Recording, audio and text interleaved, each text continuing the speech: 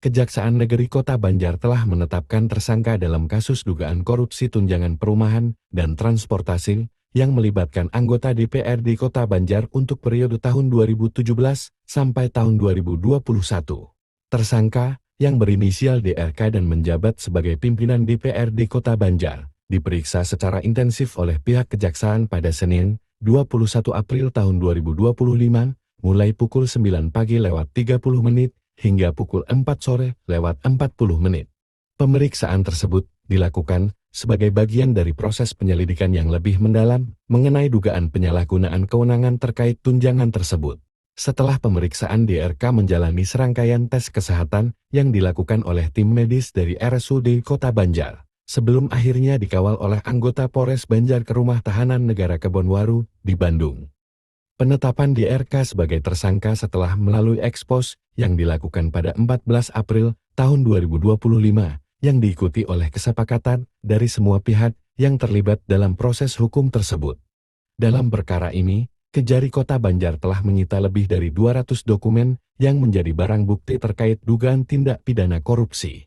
Dari kasus ini, diperkirakan negara mengalami kerugian mencapai Rp3.523.950.000. Meskipun saat ini hanya ada satu tersangka yang ditahan, pihak kejaksaan menyatakan kemungkinan untuk menetapkan tersangka lainnya masih terbuka.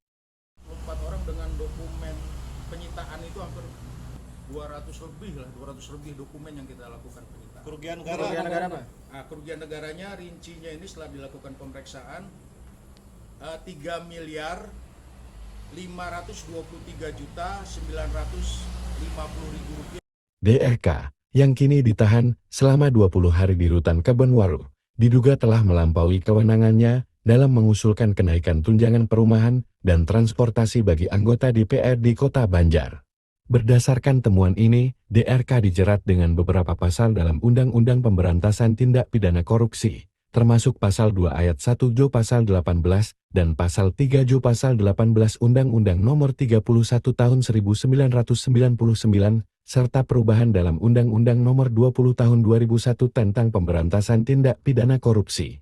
Selain itu, ia juga dikenakan Pasal 55 Ayat 1 ke 1 Kitab Undang-Undang Hukum Pidana, yang menguatkan dugaan kesewenang-wenangan dalam pengelolaan tunjangan tersebut.